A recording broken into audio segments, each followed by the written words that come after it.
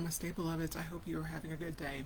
So, I had an interesting aha this morning, and it kind of began with my phone.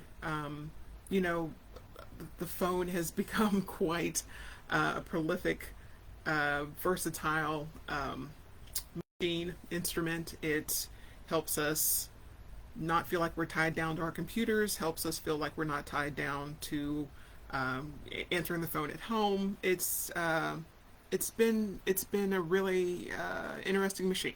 So I guess the thoughts that started to come to mind with it was, is the phone your Moriarty? And I was just like, well, that's a really weird question to kind of think about. And then when I googled who Moriarty is, Sherlock Holmes' famed arch nemesis, and just finding out the history of Sir Conan Doyle had for Moriarty, and some of the real life people that he had as muses and models, as it were, for Moriarty.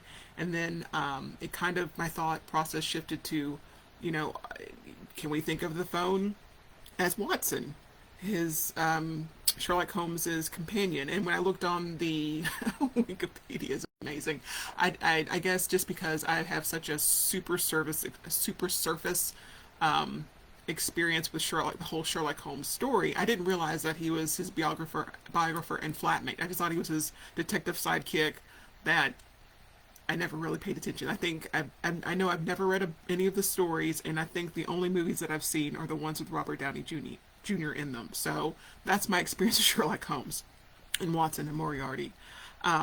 And then just the more I sat with it, it's just kind of, the phone represents communication. It's like, with communication, how are we viewing communication in general? How are we viewing communication with ourselves?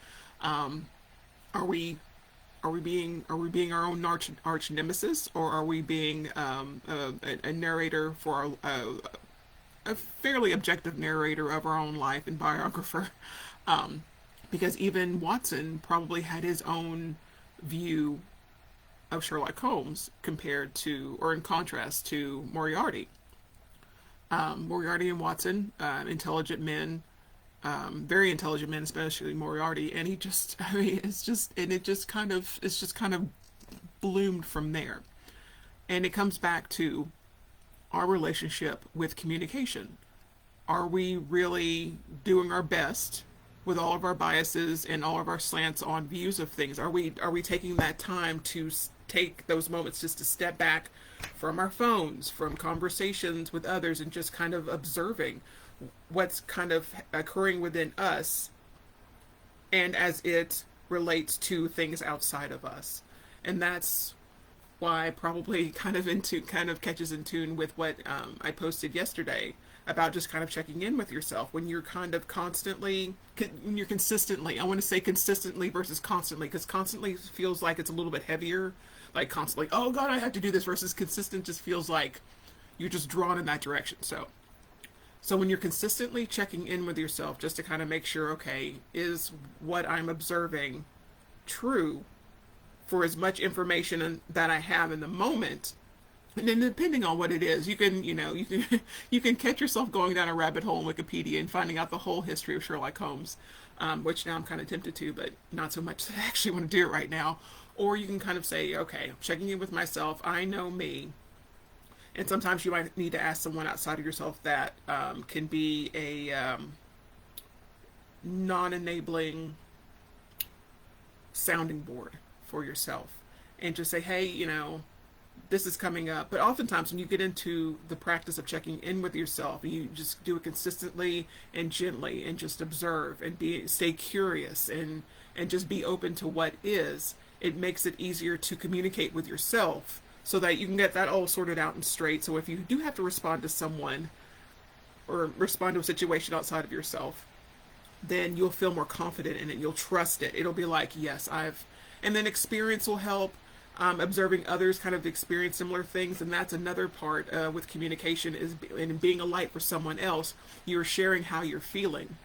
Like, this thing came up, and I was all weird about it, and you just being authentic in your story and what you're sharing. And so not only is it giving you the opportunity to feel more confident, even in being a little vulnerable, because I know we're kind of coming out of that you know, you have to be strong all the time sort of vibe, and just being authentic and honest and sincere. It helps others when they witness you do this, like, oh, I'm not the only one who feels compelled to do this. And it's just a natural cyclical effect that is just it's perpetual for as long as you're willing to keep the consistent momentum going. If you're as long as you're allowing love and compassion for yourself and discernment, it's perpetual. And you just have to be gentle with yourself. Eat good food, step away from your computer, put this thing down.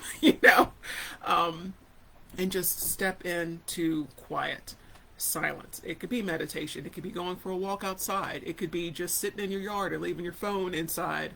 Any number of things, but just giving your senses, your body, that break, just so you'll have a place of contrast to work from when you step back into communicating with yourself and then also with others. So if you have any questions or anything, feel free to comment below, and I will see you later. Namaste.